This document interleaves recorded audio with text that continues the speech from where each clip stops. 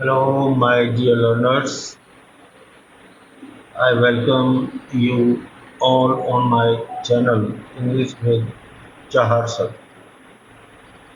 I'm here once again with a series on literary devices. We have already dealt with simile and metaphor, and today I'm going to elaborate personification. So, without wasting any more time, let's get started and see the different aspects of personification.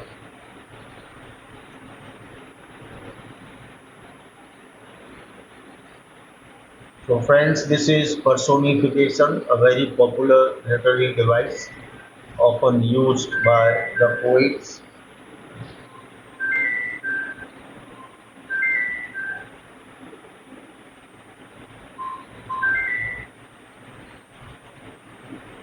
The word comes from persona, and the meaning of persona is personality. Personification is a figure of speech, this is the definition, in which a thing, an idea, or an animal is given human attributes. Attributes transmits qualities. Okay? Qualities, or we can say features, attributes. So a thing that is an object, or it may be an idea, or even an animal, is imparted or given human qualities, and this is what we do in personification. In simple words, we can say the non-human objects are portrayed in such a way that we feel they have the to act, ability to act like human beings. So when we say the sky weeps, we are giving the sky the ability to cry, and crying is the quality of human being. Okay, so whenever you find such kind of phrases uh, in your text, like the sky weeps, the sky is weeping, okay, the clouds are crying. So that means these weeping, crying, shedding tears, these are the attributes or qualities associated with a human being. So what we have done, we have personified the sky. Okay. Now let's see some common examples. Look at my car, she is a beauty. Now, beauty. This is adjective, friends. Beauty is an adjective. Okay, and this adjective is associated with woman, that is human being. Okay, and the writer is using this adjective for car. So that means we are imparting human quality or human attribute to a non-human object. Similarly, the wind whispered through dry grass. Whispering is also a quality and attribute of human being, but that is being used for wind. So that is wind is being personified. The fire swallowed the entire forest. Swallowed is also an attribute of the human being, but the writer is using it for the fire, so that means the fire has been personified. Flowers danced in the gentle breeze. Dancing is also an activity that is performed by the human being, but here the poet is using it for flowers in order to make it impressive, in order to make it attractive. Okay, so these are the common examples of personification, easy examples of personifications, and that through these examples we can understand what is the process of personifying some objects. Now we move to literature. And we take an example. I have taken it from uh, Act First, Scene Second of Romeo and Juliet, and that is a play composed by William Shakespeare. And in this play, we find the lines that when well apparelled April on the heel of limping winter trees. Now see, apparelled means dressed. Okay, dressed. Limping, walking style.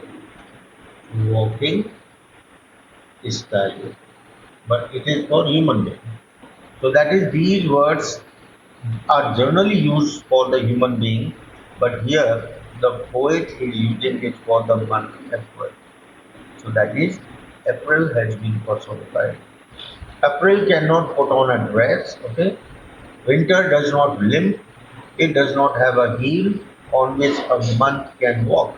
Shakespeare personifies the month of April and the winter season by giving them two distinct human qualities, or that is attributes. So as I told you, that personification is nothing but imparting the human qualities or human attributes to the non-human objects.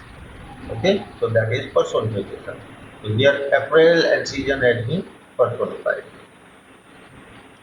A.H. Houseman in his poem Loveliest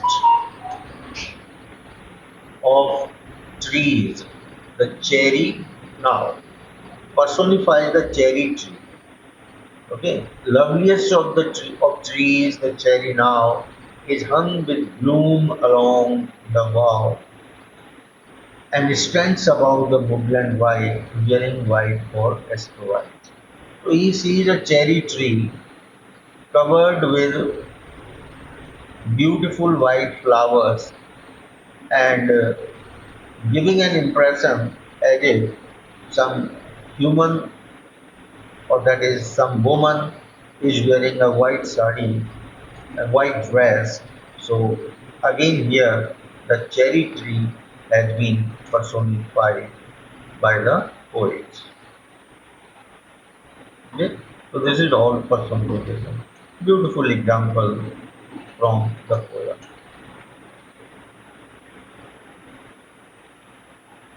So this is very short personification, and you can find out some more examples from your text and your books. Okay.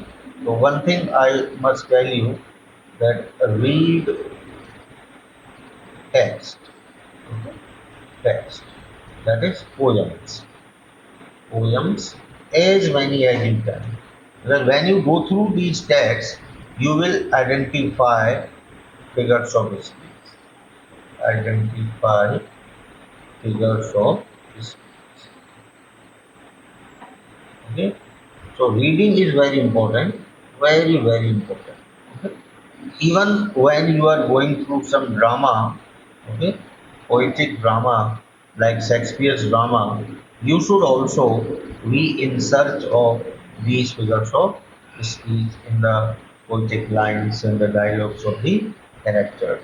So overall, once you make it your habit to search for the figures of speech, to find out the figures of speech, no doubt you would have a good command over all these devices. But this command is possible only with the help of reading. Okay, so read as much as you can.